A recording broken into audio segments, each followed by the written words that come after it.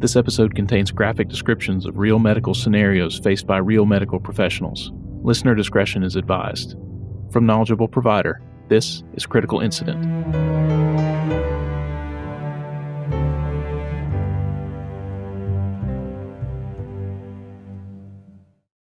So I talked about making this a heart-related critical incident episode to match the theme of the last 3 episodes. But as I've thought about it, I don't know that I really have any good stories to tell about that sort of thing. You know, nowadays in family practice, people don't come see me when they're having heart attacks, and they shouldn't. We didn't do much heart stuff when I worked in PICU or PACU as a nurse. Of course, as a medic, it seems like every other call you run is for chest pain. And some of it turns out to be heart-related, most of it doesn't, but you more or less treat it all the same. I'd say the cardiac arrest calls are probably my favorite routine heart-related things. It's just an exciting event where you get to pull out all the toys and do all the skills you've learned and maybe actually restart somebody's heart, which is a neat experience. But again, it's pretty routine when you're working full-time. And I don't know that I really have one to pull out that was super interesting or would make a good story. Maybe the coolest heart-related thing I ever got to do was when I was a student doing a rotation with the cardiothoracic surgeons. I got to scrub in and actually hold somebody's heart in my hand while Dr. Cohen, the cardiothoracic surgeon, was doing a bypass graft. And that was definitely cool, but that's the whole story. You just heard it.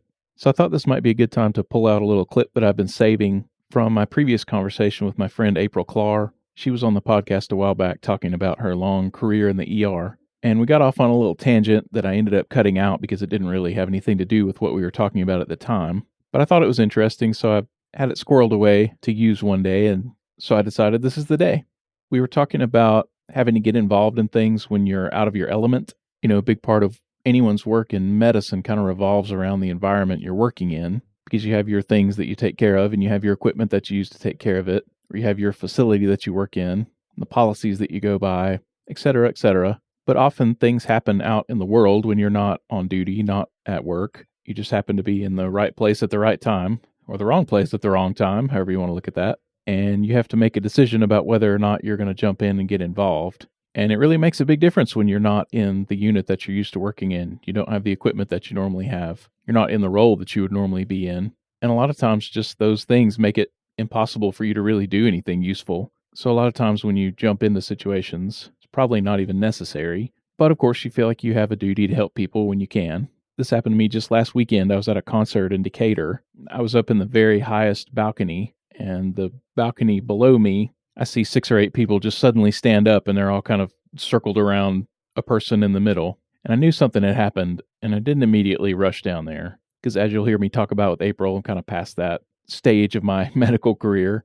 So I waited maybe 30, 45 seconds, a minute, and it was evident that whatever was going on was still going on. So I got up out of my seat and went down there. And it was an older lady who had passed out. The reason everybody jumped up was because she vomited all over the place. And she was still out. She was still sitting in her seat, kind of slumped over. And everybody's kind of banging on her and trying to wake her up. Somebody was yelling at her, I assume husband, asking about medical history and whatnot. And you could see that she was moving and trying to wake up and things. So she wasn't, dead.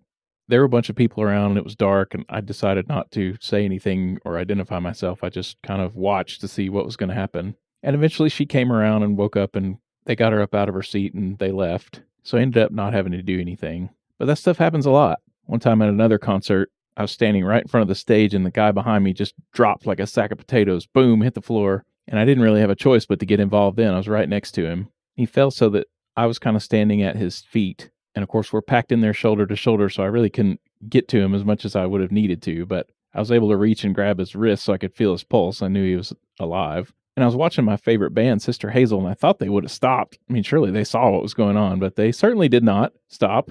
So I'm trying to yell over the music, and I just start yelling, flip him on his side, flip him on his side.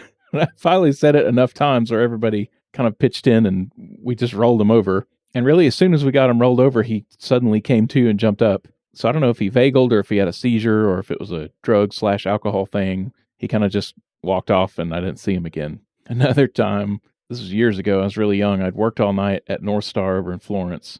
And I went to Cracker Barrel to have breakfast after I got off. I was still wearing my uniform shirt, which was mistake number 1. There's this very elderly lady at a table right in front of me, and she clearly had some sort of event. She sort of slumped to the side and didn't go unresponsive, but obviously something went terribly wrong there. And of course, being in uniform, I really didn't have a choice about going over there. So I went over and kind of assessed her, and it was clear she needed to go to the hospital, but she wasn't, in extremis. And whoever was with her didn't really want to call an ambulance, so we decided to just help her to the car. And the younger person that was with her, or maybe it was just some rando at another table, got a hold of me and went off on this really weird monologue about how I should go to the Ukraine because there they would just treat me as a doctor, and it was very odd. I don't know. That was like apropos of nothing. I don't remember even why that occurred. It was very strange. So we got the woman in her town car, and the daughter drove her to the hospital, I assume. Probably the worst thing I ever stopped at was a accident right where I-65 and 565 come together in Huntsville, or right outside of Huntsville. It was very late at night, and I don't remember where I was going or coming from, but I run up on this wreck, and it's two cars, and it's one of those where you just know it's bad, right? Like the cars are just annihilated. You can't recognize any part of the vehicle. They're just hunks of metal, and there's nobody there at all. There's no fire trucks. There's no nothing. And at that point, I was still carrying around a little trauma bag kind of thing in the trunk of my car. So I stop and get my little bag, and I start going around to people. And every one of those people was dead. I want to say there were maybe one or two that were still in one of the cars, and there were a couple that had been thrown around, ejected. And I want to say there was a total of probably 4 or 5 people. And I walked around, I checked every one of them. Every single one of them was dead. And it looked like they were younger folks.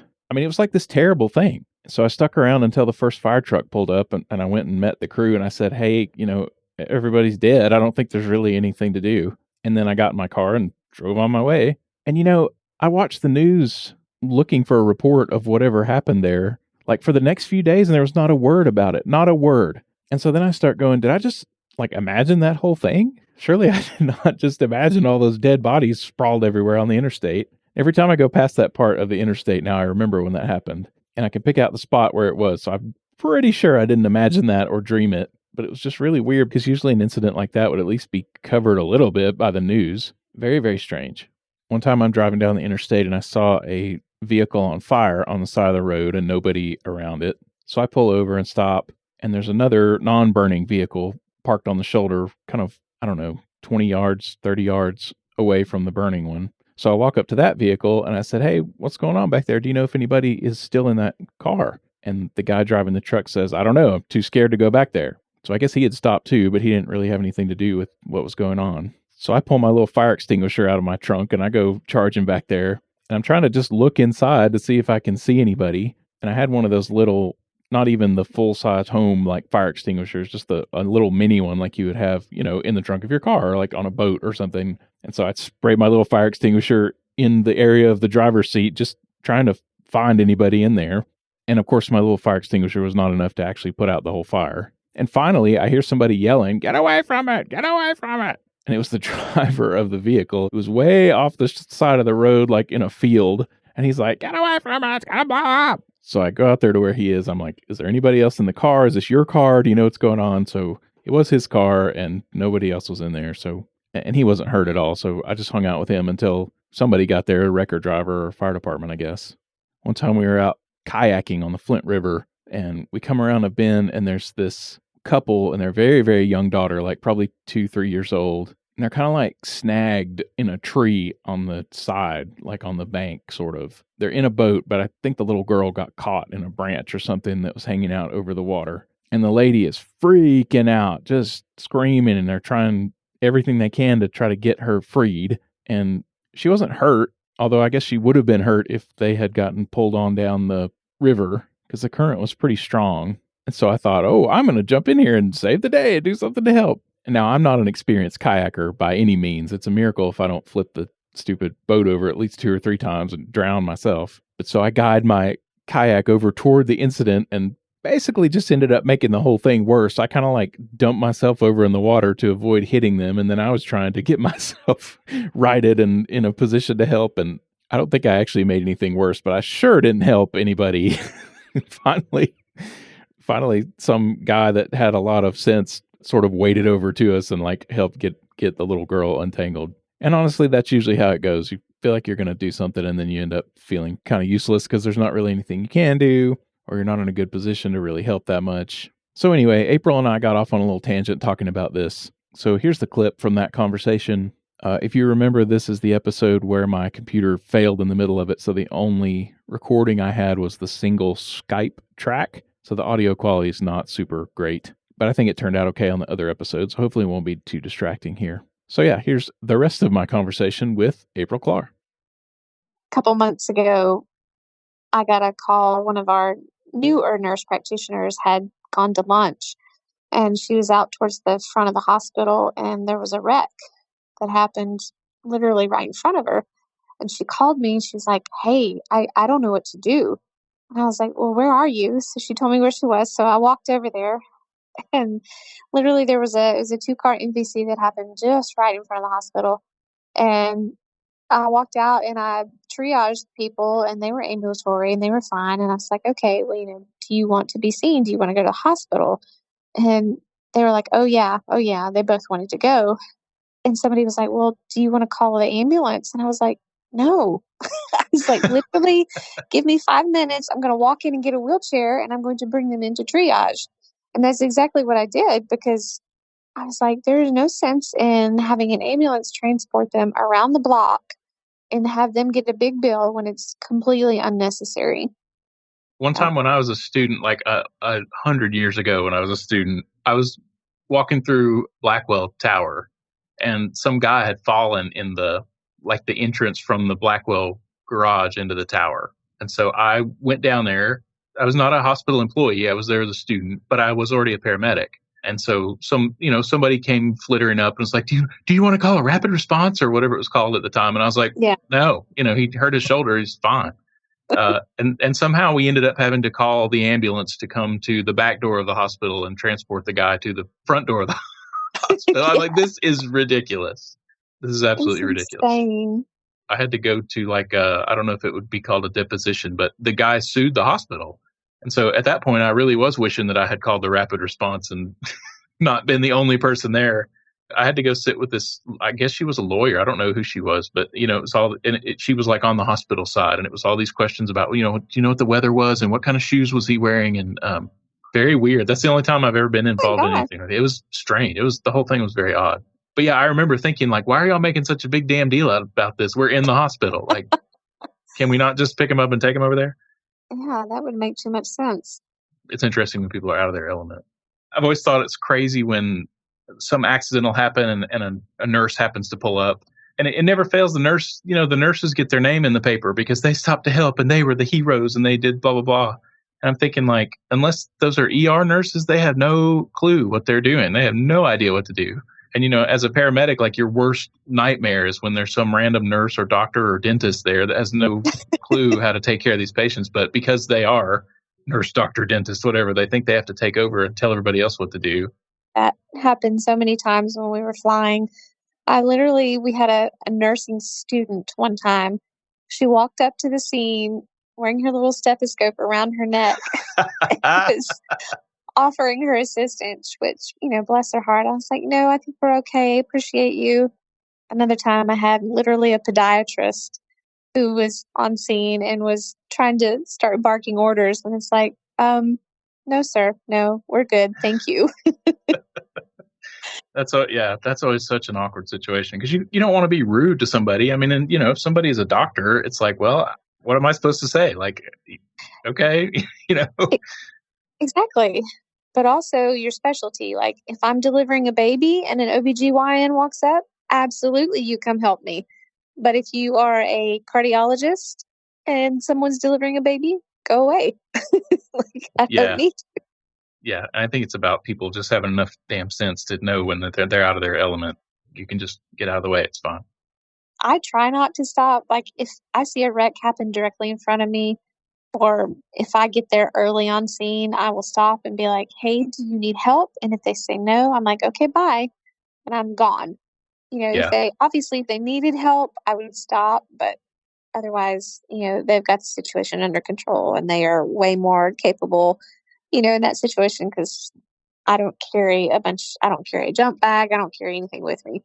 Right. Yeah. My threshold for that has gone way up over the years. I used to be the person who would come sliding up, even if the ambulance and the fire truck and everybody were already there, I'd come sliding in and go, I'm here now. What can I do? And yeah. That's gotten less and less. And now I ain't stopping. If there's clearly like somebody is in need of emergency airway management or bleeding to death and there's nobody else around, I would stop. But otherwise, I'm driving on by. Exactly. Same. Yeah. I can't even remember the last time I stopped at something. I'm not that person anymore. No. I don't have stickers all over my car. I don't have any kind of, medical identification. No. And I will, like, especially if I'm traveling on an airplane and, they call for emergency help, I will always kind of wait and see. It's like, oh, is there somebody else? If not, then yes, I will get up and help. When I was in NP school, the School of Nursing sent a study abroad group to Ireland. So I just took the opportunity to go with them. And that happened on the flight over there, ding, are there any medical professionals? And I honestly don't think I would have gotten up, except I'm like, well, I'm with this group of 30 nurses. Like, I don't want to be the only one that doesn't go help. Oh gosh. Yeah. And so it ended up the guy was actually really sick, like probably having a stroke. And turned out I was about the only one that got up and went back there.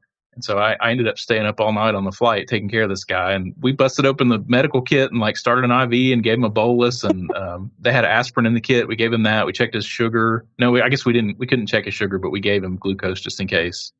That was actually pretty neat. It was me and an EMT from Arizona and a cardiologist from Wisconsin who weirdly had the same last name as me. Oh, that's crazy. Yeah. So and it was kind of a neat thing to be involved in. It was neat just to get to see what's inside those medical kits, Oh yeah, it's definitely experience. Have that happened to you before? Oh yeah. Yeah. I think about three times. Okay. Yeah, I got to one patient that had I guess like a near syncopal episode, and we were on the way to Costa Rica. So I got to start an IV on him, and kind of the same situation. We gave some fluids and glucose just in case, Zofran, I think. But we got to deplane first, and I got to see the back of a Costa Rican ambulance, which was very cool. Oh, wow. So I think the dude was fine.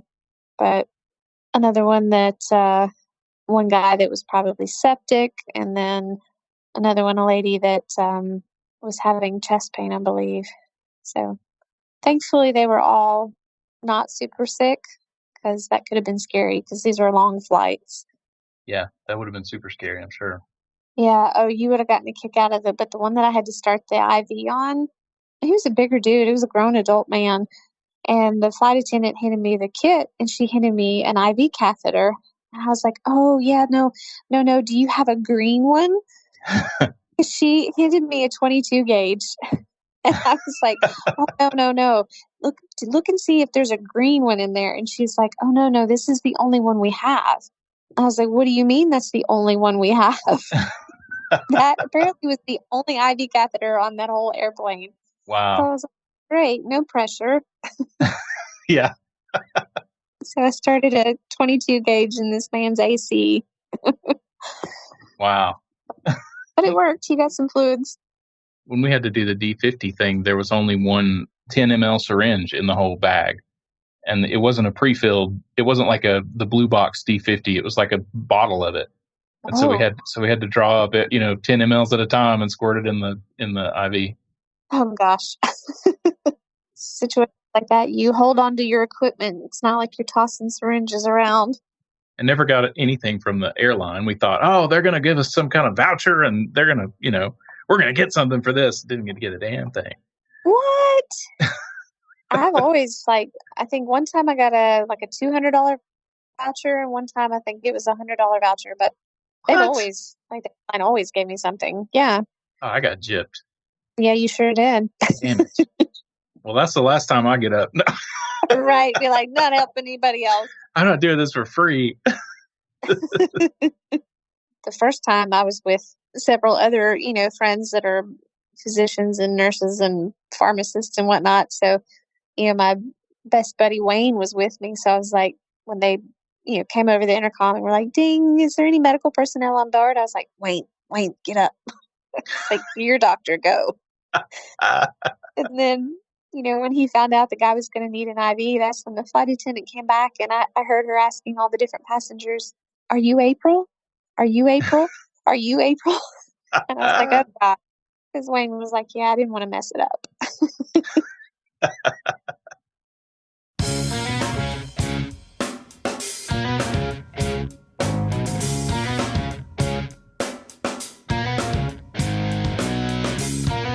I would love to share your critical incident on the podcast. If you have a story you want to tell, send it to me by email at thekppod@gmail.com. That's thekppod@gmail.com. You can send it in writing and I'll read the story. You can make a high-quality recording of yourself telling the story and I'll play that. Or I can interview you about it, either remotely or in person.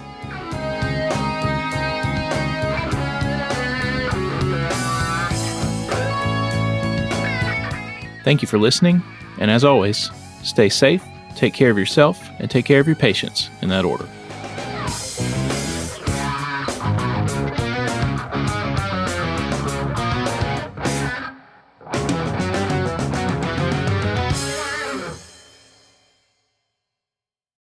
Who are you talking to? Myself.